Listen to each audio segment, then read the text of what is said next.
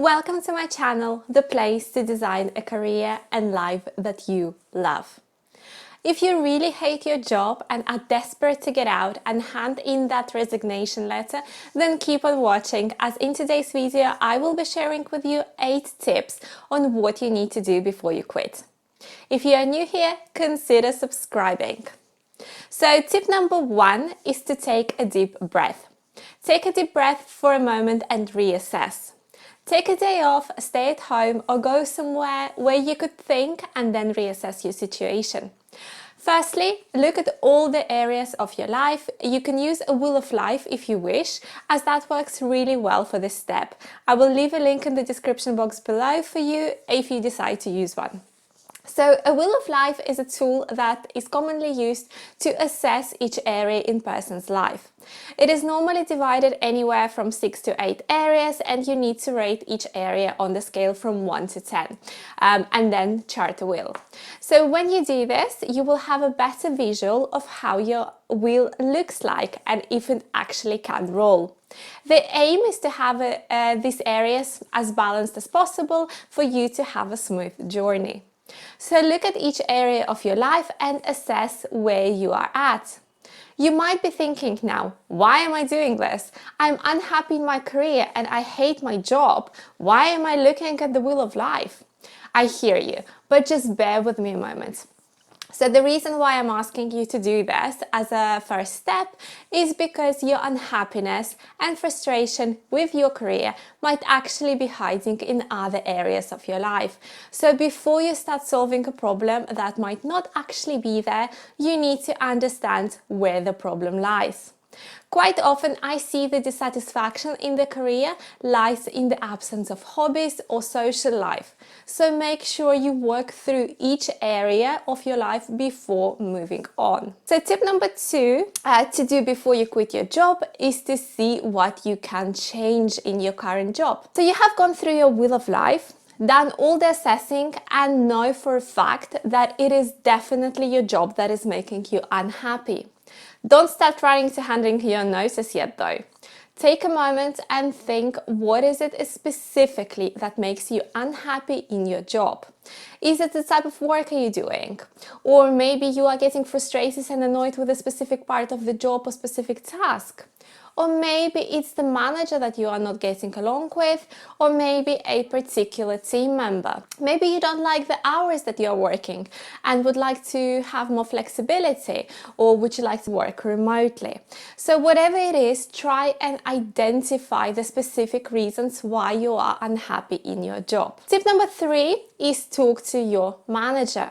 And no, not about handing in your notice yet. Have an honest and open conversation with your manager about what makes you unhappy in your current job. I know it might sound scary, but trust me, any good manager would really appreciate the fact that you have spoken to them about the fact that you are not happy. The key to having this conversation though is also to offer the solution. So you have worked out the specific reasons that make you unhappy in your job or dissatisfied with your career. Now you need to come up with a solution how these things can be changed or resolved. So remember, you are in the driving wheel of your career, no one else, and no one else is responsible in the way your career goes. So your manager is not responsible for giving you the solutions, but you are. For example, if you are not happy with your career progression, ask your manager to help you to put a development plan together. But this has to come from you, and your development plan has to take you in the direction that you want to go. So you need to have some clarity there. So make sure you come prepared with a solution that would work for you, but also for the company, and suggest to try them out. Generally, if the solution is reasonable and it can work for both parties, companies are willing to adjust and compromise. They might go for it, they might not, but at least you have given them the option. Moving on to tip number 4, and it is to have a plan. So let's say you have spoken to your manager and the conversation didn't go the way you hoped, and the company decided not to make any adjustments.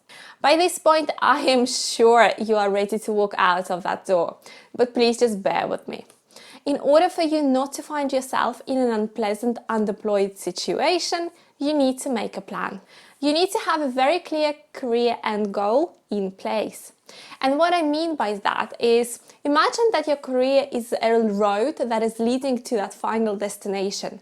So what you need to do is to identify what that final destination is and make sure that your next career move will bring you closer to that destination. I call it final destination, but it never really is final, because when you reach that destination, your horizons will expand and you will have a new destination that you will aim for.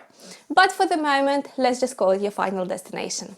So when you have your final destination in mind, it will be much easier for you to identify what your next career move should be. Now that you have identified your final destination, try and identify what your next step should be. For example, let's say you want to become a global head of marketing, and at the moment your role is marketing manager. So the logical next step would be to look for an opening for a senior marketing manager in the same type of company and the same size, or you can also look for a marketing manager but in much bigger company with a wider scope of responsibilities, or a totally different industry to that you're working on at the moment.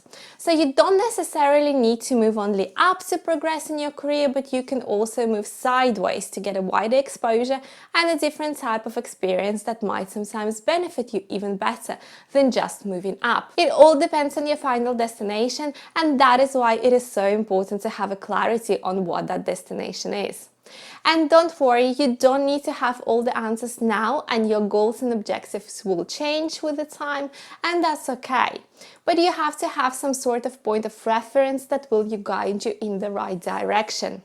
So tip number 5 to do before you quit your job is to identify any skills that you are missing. So you have now identified your next step, and now you need to see if there are any skills or specific qualifications that you might be missing in order for you to get to that next step in your career.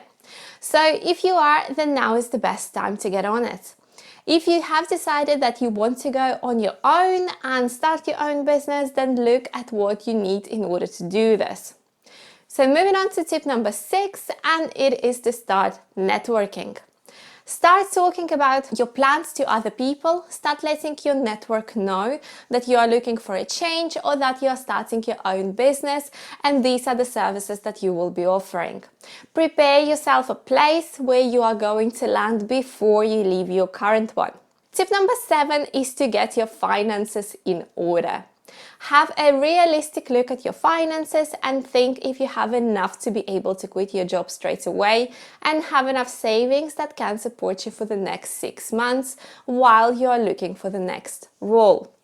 If you're starting your business, this is even more important. So be realistic if you have enough savings to support yourself and also finance your business. Regardless of how small or bootstrap your business will be, there will be still expenses that you will need to be paying somehow if you want to be moving your business forward. Personally, I would never recommend anyone to quit your job before having another one to go to, and definitely not if you are starting your own business, but rather build it up on the side while you have the security of your income. Not having a stable income while you are looking for the next step in your career adds stress and often leads to the wrong decisions being made out of the desperation. So make a solid action plan and start executing before you quit. Moving on to tip number 8, and is to stay professional and don't burn bridges. I cannot stress enough, especially knowing how hard it is to stay at the job that you don't particularly like for one or another reason. But the people you work with at the moment are also part of your network, whether you want it or not. And there is nothing worse than having your professional reputation ruined because you were planning to leave and couldn't stay professional and do your job well until the end. Your boss is the person that your next company or the company after that will most likely be asking for references, and you want those references to be good. So, stay professional, do your job well, and work on your action plan that will help you to make that next career step or building your side hustle. Hope you guys enjoyed this video. Please like, subscribe and hit that notification bell to make sure you don't miss a new video. I wish you all the best and a great week, and I will see you in the next one. Bye guys!